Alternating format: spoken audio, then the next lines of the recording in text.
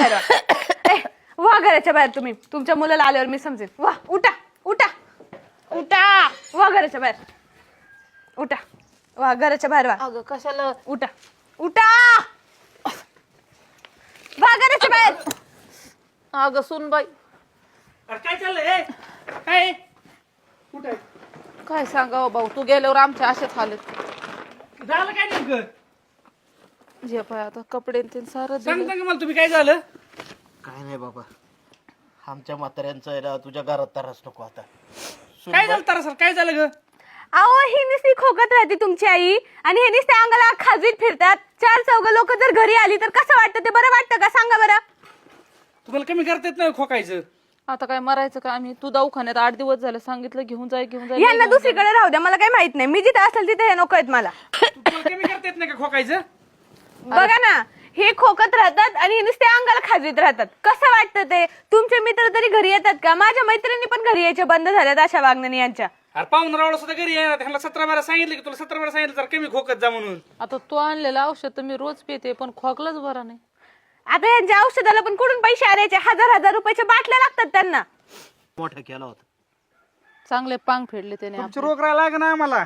बरं आहे मी उठते इथून मागच काढायला पाहिजे होतं घराच्या बाहेर. अजूनपर्यंत ठेवलंय ना, नशीब समजा. जा चला. तू लहान होता, खोकत होता, दुखत होता, तेव्हा आम्हाला नाही रोग झाला पण आमच्यापासून तुला होईल. किती दवाखाना गेला फरक पडतोय का तुम्हाला?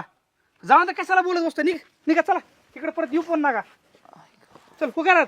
सोडणार होत पण तुम्ही किती शोधलंय तुम्हाला. अहो तुम्ही खूप देवासारखे भेटले मला. माझ्यासाठी तुम्ही देवाचे. माझं ऐका, तुम्ही माझ्या घरी चला. अरे पण तू हाय कोण बाबा आणि घरी कुठं चाला? हा आम्हाला आमच्या पोरांनी घराबाहेर काढलं आणि तुझ्या इथं कुठं आमची पिढा नेतो? अवघड आहे आताच्या पिढीचं लयच अवघड. राम राम नाना. राम राम. इकडं कुणीकडं? आता इकडं कुंकड म्हणल्यावर आता काय मीच फोन केला त्यांना.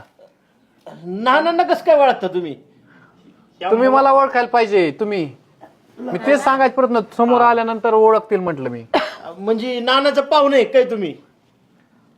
सांगावं त्यांना. तुम्ही लहान मुलगा सापडलेला होता ना, हा ते गावातल्या देवळापाशी होतं एक बारीक पोर. लय दिवस झाले त्याला. तर त्यांचं शिक्षण हे सांभाळ मी केला आहे. तो हेच मुलगा आहे. अगं आणत असतो. मग तुम्हाला तेच सांगतोय, ज्याला तुम्ही वाऱ्यावर सोडलं, आज काहीच नसताना त्या मुलासाठी तुम्ही एवढं धावले, तिथं सोडलं, पैसे पुरवले.